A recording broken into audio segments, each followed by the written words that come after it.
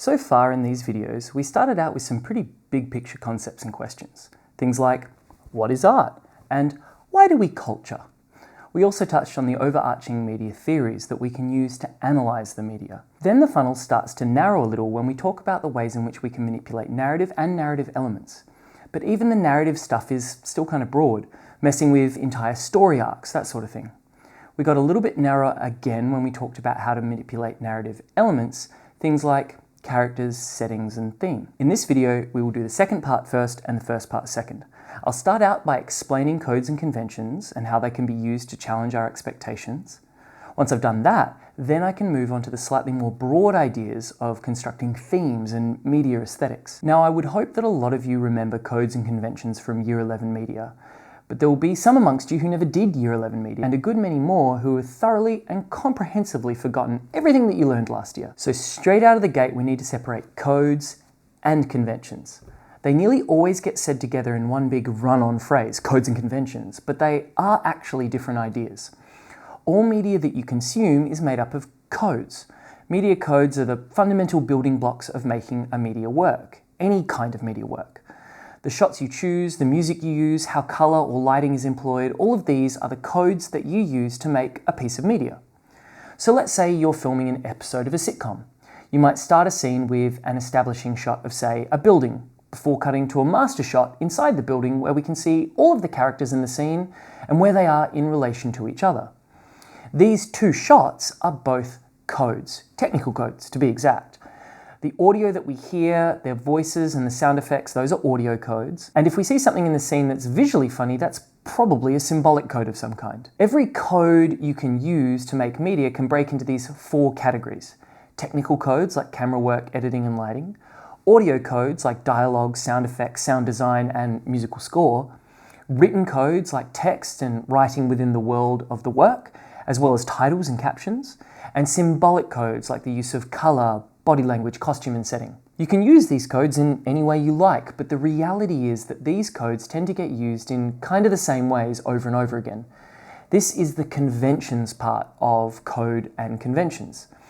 Conventions are consistent ways that we see codes used over and over again. Let's take a look back at the example of codes I showed from before, from Modern Family. This cut between the first establishing shot and the following interior master shot, this is a very conventional execution of these two codes. Audiences have essentially been trained over the last 80 years of movies and TV to know that if an establishing shot is shown, that means we've changed locations in the story, and that the master shot that follows is showing us something that's happening in the location that we've just been shown. So codes are the building blocks that you need to use to make a piece of media, and conventions are the ways that those building blocks tend to get used, ways that we are really familiar with as an audience and are used to seeing.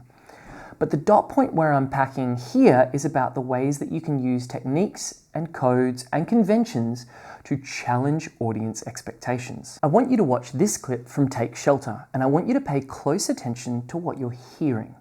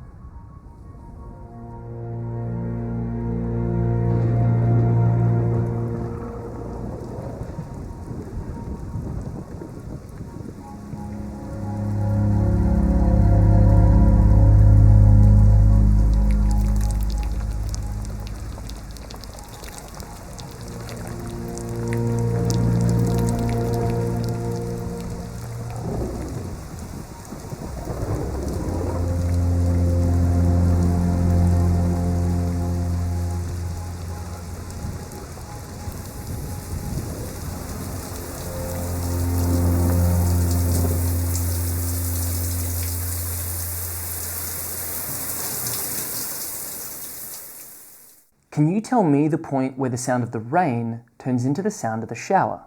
So let's really dissect out what's happening here in this video. Codes have been employed to convey vision information to the audience. Audio codes have been used to convey sound information to the audience. The convention in most media is that generally what we are seeing and what we are hearing are linked together. Jeff Nichols, the director of Take Shelter, breaks that convention. But why? Now, some of you might be saying, hang on Ainsley, that's just an audio match cut, which is fairly normal and not that challenging. And normally, I'd agree with you.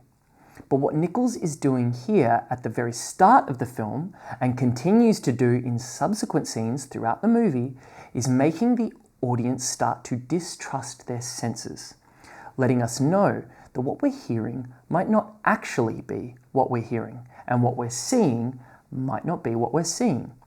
This idea is reinforced by the fact that the protagonist has a family history of schizophrenia.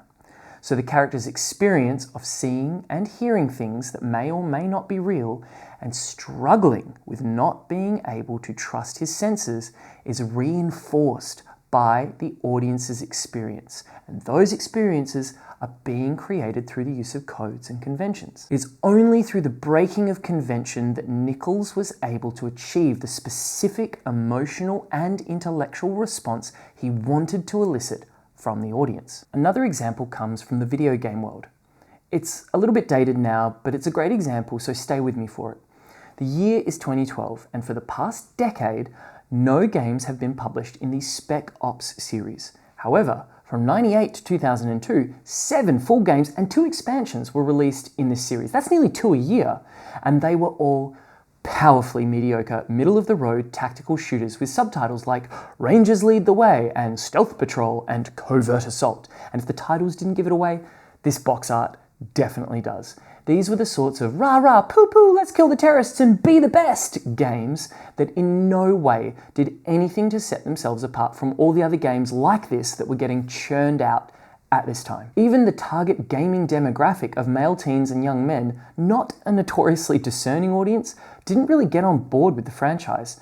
I mean, I was a teen gamer at this time with a PlayStation and a PC, the 2 platforms these games were on, and I can't even remember this series existing back then. So after 2002, the series just sort of disappeared for ages, until a decade later, the rights to make a Spec Ops game were bought very cheap by a relatively small scale and unknown developer called Jaeger, and they bought out a new entrant into the series called Spec Ops The Line. Now, I give you all that backstory for a reason. I wanted to map out to you exactly what audiences were expecting from this game when it dropped in 2012. And what were they expecting? Not bloody much.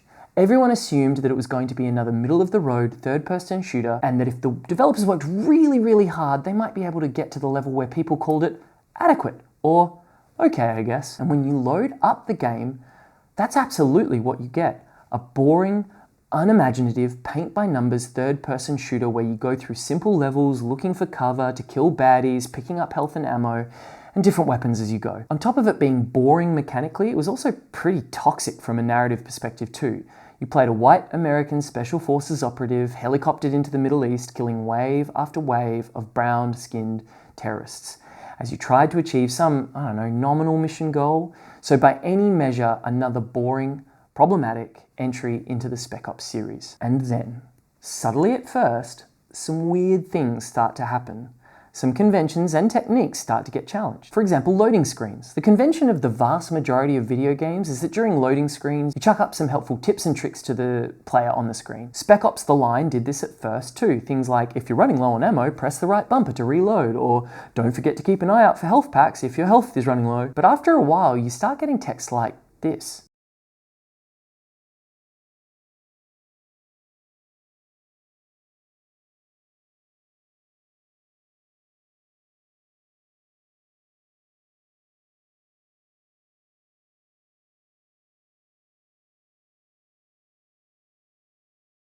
Meanwhile, the story in the game also takes a turn away from conventional as it becomes clearer and clearer that the people you're killing are just armed civilians that are trying to protect themselves from you. Let's be careful, gentlemen. We're not alone. Oh, you smell that? Someone's definitely been living down here. If you can call it that. I'd call it survival. Probably been this way since the first storms hit. Life's hard. This is giving him a reason to start killing soldiers. The American we saw upstairs gave him a reason. Yeah, but why? Wish I knew. Because the city has been held in a brutal martial law by a rogue US military faction. Indeed, even the mechanics of the game reinforce this shift, with sequences forcing you to kill characters you know to be innocent in order to progress forward in the game. Okay, prepare to fire. That in order? Yeah, it is. Fine. Launching camera. Camera online, sir. Okay, targeting online. You ready? Whenever you are. Fire! Stand by. You need to hit those RPGs! RPGs neutralized. Fire on my target. Prepping mortar. Take out those strikers! All these codes, conventions, and techniques are being used to challenge expectations. Games like the previous Spec Ops were simple-minded power fantasies that allowed their overwhelmingly male audience to feel powerful through violence. Spec Ops: The Line, as a media work, lures a particular audience in with the expectation of yet another hyper-violent power fantasy shooter video game. However, Spec Ops turns on its own audience and offers a damning critique of the violent power fantasy media they enjoy for a leisure activity. Look, as with all examples that I use in these videos, please know that I've given you only a shallow McNugget of a take on the text here. There is a huge discourse surrounding Spec Ops: The Line, and for a really solid deep dive into the text, check out this video from the YouTube channel Games as Literature as a place to start. In this video, I've unpacked the syllabus dot point, use of techniques, codes, and conventions to challenge expectations. I've thrown a couple of examples to you, one from a film, Take Shelter, and another one from a game, Spec Ops: The Line. I'd encourage you to think about the art media you've consumed to come up with further examples as a starting point before getting stuck into a deep unpacking of whatever the main text for the media art unit you're studying in class. For further discussion, maybe think about why some media producers want to challenge audiences and others don't. And for those who do, how do you think they decide what sorts of things to challenge audiences about and what sorts of things not to? In our next video, we're going to unpack the ideas of theme and aesthetics in media art films.